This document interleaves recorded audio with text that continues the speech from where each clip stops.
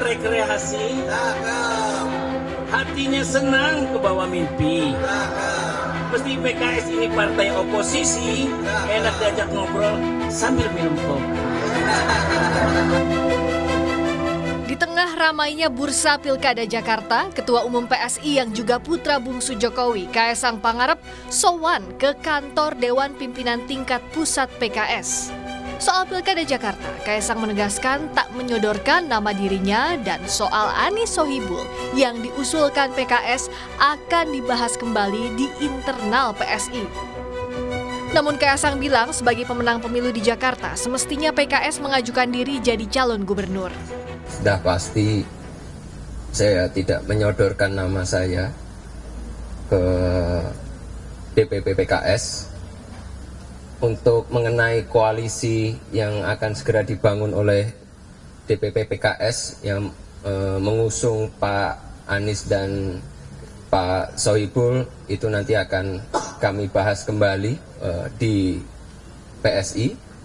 Tapi ya, ini menurut saya pribadi ya Pak Presiden PKS ini sebagai pemenang pemilu di Jakarta punya 18 kursi. Saya rasa sebenarnya nih Pak Presiden PKS ini harusnya menjadi gubernur. Masuk tuh bareng. Presiden PKS Ahmad Syahiku berharap PSI bisa berkoalisi di Pilkada Jakarta mengusung Anies Baswedan Sohibul Iman. Namun soal masukan Kaesang agar PKS mengajukan nama Cagup Jakarta, Syahiku menerima masukan putra Jokowi itu. Pertama kali kita ketemu ya, nanti insya Allah akan ditindaklanjuti ke depan mungkin dalam pertemuan-pertemuan yang lebih intens, sehingga harapannya insya Allah kalau nanti PSI bisa sama-sama mengusung, itu yang sangat kita harapkan. Ini masukan, insya Allah kita terima masukan ini ya. Ini pendapat saya pribadi ya Pak Presiden betul, PKS. betul. Terima kasih Mas. Stop ya, ada lagi? Ya. Namun Direktur Eksekutif Parameter Politik Adi Prayitno menyebut peluang PKS PSI berkoalisi di Jakarta sulit karena PKS akan lebih condong mempertahankan Anies sebagai calon gubernur. Jadi kalau PSI misalnya tertarik berkoalisi dengan PKS, suka tidak suka harus mengusung jagoan ini. Pada level itulah sepertinya PSI akan menemukan kesulitan karena apapun sangat kelihatan bahwa PSI itu punya intensi hanya ingin mengajak PKS berkoalisi dan belum tentu Anies diikut sertakan kalau kedua partai ini berkoalisi. Sementara publik tahu bahwa PKS ini kan cinta matinya ke Anies nggak hilang-hilang sampai hari ini. Jadi kalau kemudian PKS itu diberikan dua opsi, apakah tertarik berkoalisi dengan PSI tapi harus meninggalkan Anies, atau berkoalisi dengan Anies tapi harus menolak PSI, saya kira opsi yang kedua akan diterima oleh PKS, meninggalkan PSI dan lebih menerima berkoalisi dengan Anies Baswedan. Jadi saya kira di situ konteksnya. Meskipun PKS dan PSI kompak bilang pintu koalisi masih terbuka, apakah konstituen keduanya benar-benar satu kata soal kemungkinan kerjasama di Pilkada Jakarta? I love you so Tim much. Liputan Kompas TV.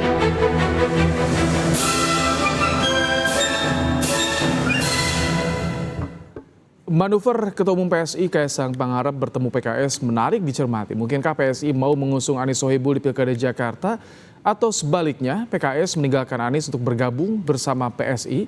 Serta adakah Jokowi saudara di belakang manuver Kaesang bertemu PKS ini? Kita akan bahas bersama dengan Sheryl Tanzil, Ketua DPP PSI dan juga Yunarto Wijaya, Direktur Eksekutif Carta Politika. Selamat sore Mbak Sheryl, Mas Toto. Selamat sore. Baik. Mbak Sheryl. Ya, halo sore Mas Ibrahim, halo Mas Toto. Halo. Sore, Mbak Sheryl, Sheryl. dari pertemuan kemarin ini PSI PKS mungkin nggak sih untuk berkoalisi di Jakarta? Kalau jadi koalisi, siapa yang akan diusung kira-kira nih? Kalau Jakarta masih jauh lah ya, kita kan masih terus membaca dinamika politik, kita masih mulai juga chemistry-nya gimana. Yang jelas kemarin itu Mas Kaesang dan jajaran DPP PSI, kita hadir itu karena kita menyambut undangan dari DPP PKS ya. Jadi kita mendapatkan undangan dan ya seperti adat ketimuran lah. Sudah sepantasnya kalau kita datang gitu loh, bersuka cita di sana ya. Jadi obrolannya kemarin juga cukup cair ya. kita juga membahas kemungkinan untuk kerjasama di berbagai bidang. Lalu kita juga membahas tentang pilkada ini bagaimana, karena memang sudah ada 2 lokasi, ada yang pilgub, ada yang pil wali kota. Itu kita juga memang akan bekerja sama ya mengusung pasangan calon kepala daerah seperti itu. Oke.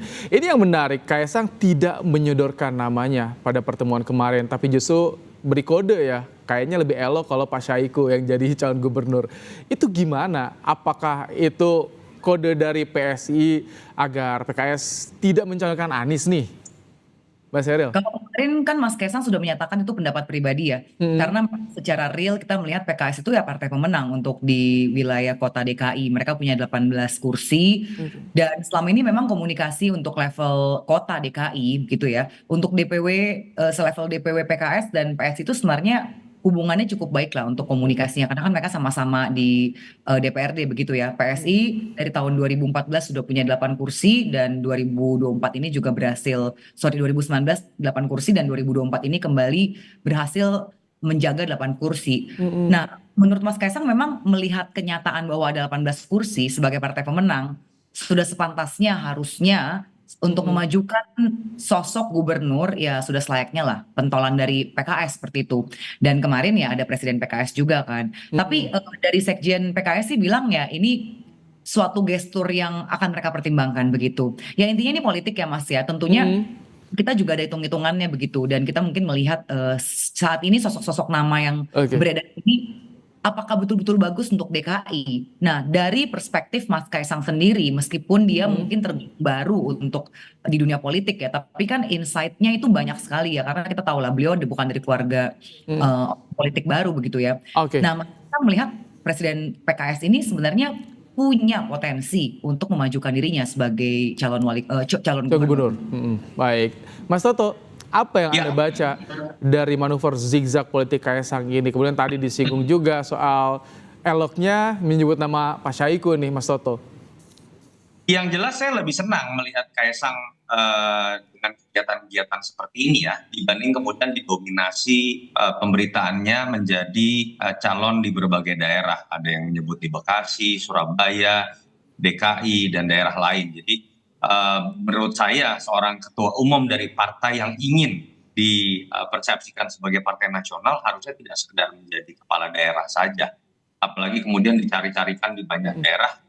Ya seakan-akan Mas Kaisang nggak ada kerjaan gitu, padahal kita tahu tugas seorang ketua umum itu luar biasa, apalagi PSI dalam konteks partai nasional. Kedua, saya tidak bisa melihat ini sebagai manuver Mas Kaisang terlebih dahulu, karena tadi Sheryl sudah sebutkan dimulai stimulusnya ini dari undangan DPP PKS. Jadi ini bukan inisiatif dari Mas Kaisang.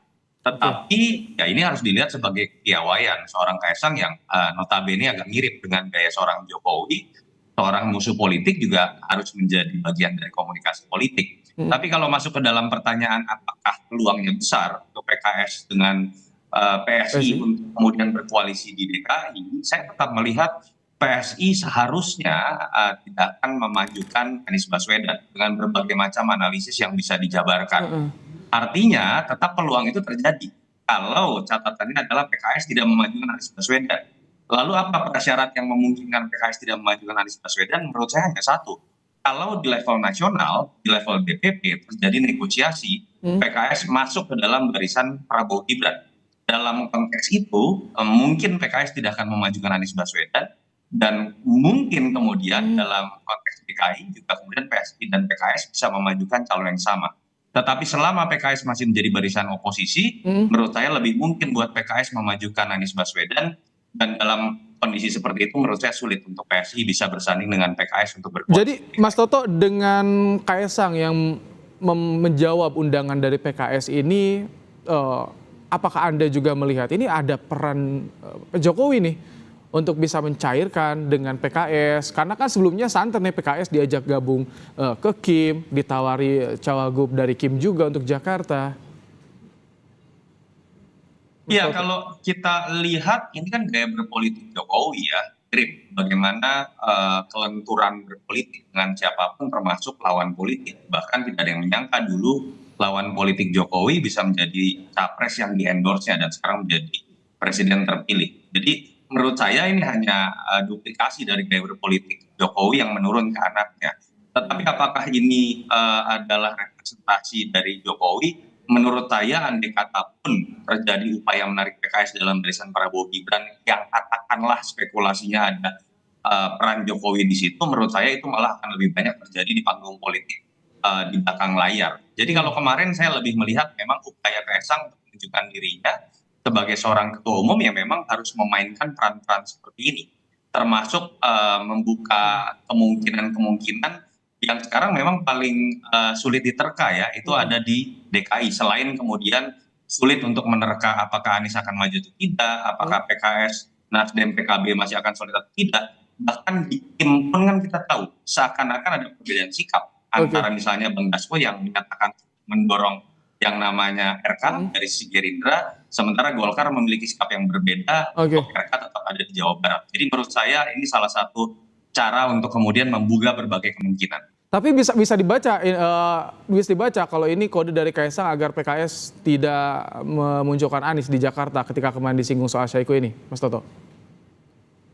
Tanpa statement dari Mas Kaisang kemarin pun menurut saya kalau dalam hitung-hitungan elektoral, bukan hanya buat PSI ya, buat seluruh tim normal, hitung-hitungan elektoral dan membaca survei, kalau tidak menginginkan Anies Baswedan, tentu saja mereka berharap bahwa PKS tidak akan memajukan Anies Baswedan karena kekuatan terbesar mesin politik dan tokoh yang memang ada dalam satu segmen pemilih itu adalah PKS dengan Anies. Ketika kemudian misalnya Anies ditinggalkan PKS, tidak mudah loh memadukan antara PDI Perjuangan misalnya atau kemudian dengan Anies Baswedan yang memang memiliki segmen yang berbeda. Jadi memang daya ledaknya akan lebih luar biasa kalau ingin mengalahkan Anies Baswedan. Salah satu caranya adalah mematikan daya ledak itu dengan membuat PKS tidak mencalonkan Anies Baswedan. Oke, Mbak Sheryl, jadi bagaimana tadi soal peran Jokowi di balik pertemuan kembali nanti betul tadi membalas undangan dari Presiden PKS. Dan apa sih sebetulnya yang ingin dicari dari kerjasama PSI dengan PKS ini? Karena kan PKS jelas nih di Jakarta masih kekeh Anies Sohibul.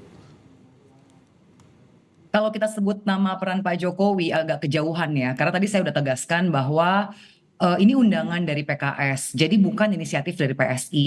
Kami hanya menjalankan suatu kepatutan norma begitu. Dan juga sudah ditegaskan oleh Mas Ketum kami, Mas Kaisang, yang menyatakan bahwa tidak benar kalau ada tuduhan yang sebelumnya dilontarkan oleh Sekjen PKS, Pak Habib Abu Bakar ya, yang menyatakan bahwa Pak Jokowi menawar-nawarkan nama Kaisang ke berbagai partai.